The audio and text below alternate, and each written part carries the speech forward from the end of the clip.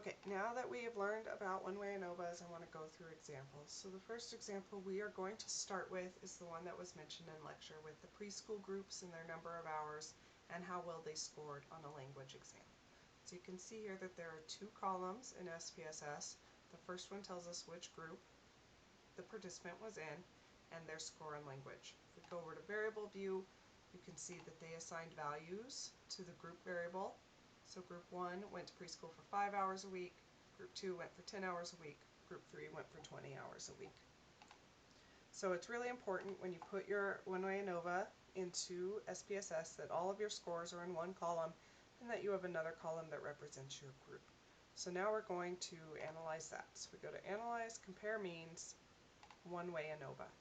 We want to put the language score in the dependent list and the group in the factor box because that's our grouping variables.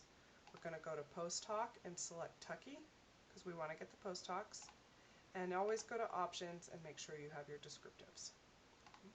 So let's run that. So now you can see the descriptive statistics for the 5 hour, 10 hour, and 20 hours. There were 10 participants. It gives you the means and standard deviations for all three of your groups, and you would want to report all three of those. So you can just tell by the means that the 20-hour group scored higher than the 10-hour and the 5-hour group. But were those differences significant? So we look down at the ANOVA table, look at your F, 8.799, we would round that to 8.80, and the significance P equals 0.001. So was there a difference between our groups? Yes, as we've already talked about, there is.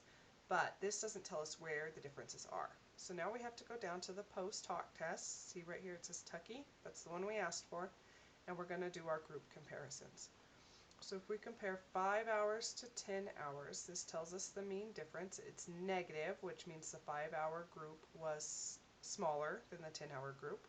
That's reflected up here. Was that difference significant? 0.06 is pretty close to significance, but technically, no, it's not significant. So we would say the difference between the 5-hour group and the 10-hour group was not significant. So now let's look at the difference between the 5-hour group and the 20-hour group. We follow that row all the way over and we see 0.001. So this group difference was significant. That means that the 20-hour group had significantly higher language scores than the 5-hour group. We've now compared two of our pairs. We have to compare the third pair. So the one we're missing is 10 hours to 20 hours, and we could do that here or here. It doesn't matter which, it's the same number, it just changes the sign. So if we look here, 10 hours to 20 hours, P is 0.194, which is not significant. That's bigger than 5%, it's not significant. So there was no significant difference between our 10-hour group and our 20-hour group. So if we were to talk about this in the results section, we would first report the whole ANOVA results and say there was a difference between our groups, and you would give the F and the P here, and the degrees of freedom of 2 and 27. And then down here, you would use this to say the significant difference was between the 5-hour group and the 20-hour group, and you would report that P. You would also have to report the other two P's right here to say there was no difference between the other two groups. Now let's say we wanted a graph to show these results. So we would go over here and we would say Graph, Legacy Dialogues. Now just like in a t-test, the best graph is probably going to be a bar graph or an error bar graph. I like the error bar graph the best. So let's ask for that.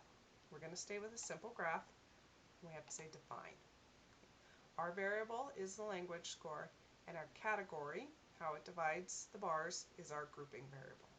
Don't worry about these boxes right now, just get the chart. If you say OK, now we have a pretty bar graph. And you can tell by looking at this that the 5-hour group overlaps with the 10-hour group, so that's why there wasn't a significant difference there. And the 10-hour group and the 20-hour group kind of overlap each other, but there was a big difference between this group and the 5-hour group. When you're talking about your results in your discussion, you might also talk about how there was a lot more variance in language scores in the 5-hour group than in the 20-hour group, which might account for some of the differences. But when you do have a significant difference in an ANOVA, graph is a nice way to show it. So now we're going to go through another example.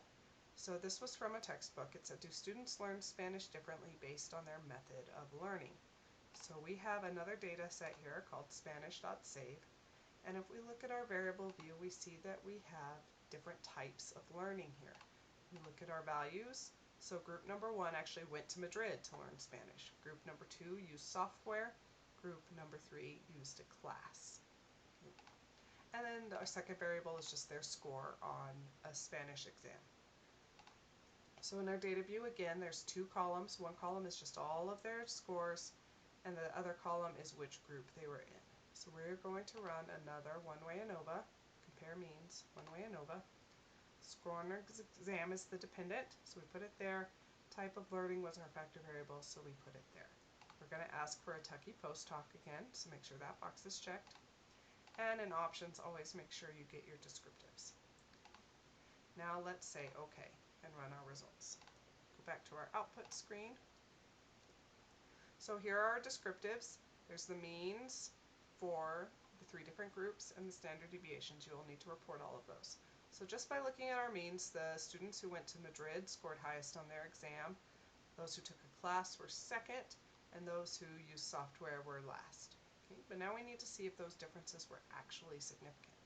So we go down here to the ANOVA table, and we see F was 0.476. It's a pretty small f. Was it significant? 0.623. No, that's a lot bigger than 5%. That's 62%. So our differences were not significant. Now, if we don't have significant differences, do we even need to talk about post talks? The answer is no. If there's not a difference, then there's no point in saying where the differences were. So this post talk table is not needed for this case. If you do look at it, you can see that none of the differences were significant, which is why this was not significant. Okay, so in your results here, you might just say, no difference was found between Spanish exam scores between students that went to Madrid and give the mean, standard deviation, and N. We need to do this because the N was different for all 3 groups. Okay. Students who took a class, mean, standard deviation, N, and students who use software, mean, standard deviation, N. And now that we've said there's no difference, we have to support that with numbers, so we report the results of the ANOVA. F, 262 equals 0.48, P equals 0.62, and eta squared, which again you have to hand calculate, was 0.02, which is a small effect size. So it's a lot easier to report ANOVA results when there's no difference because we don't have to talk about the post talks. But in this case, what might we talk about in a discussion? We might say that even though the means were different, with Madrid being the highest and software being the lowest, these differences were not significant. We might say that that was due to N. We only had 20 people in each group, which is not very big. We might also say implications of this would be if someone's trying to decide whether sending students to Madrid is a better way to teach them Spanish than giving them a class or using software, you might want to say no. The trip to Madrid is so much more expensive and it doesn't give us very much better results, so why waste the money to do that? So those might be things that would put in a discussion. That's all I have for one-way ANOVA. I'm sure you have questions, but now that you've learned all this, we can do Lab 9, which will be posted on Blackboard, and I want you to be sure to post any questions you have on the discussion board or in the comments on this YouTube video, and someone will answer them. You can contact myself, you can contact Wendy, or you can contact a couple of your classmates who have volunteered to be peer tutors. So please let me know as soon as you can if you have any questions.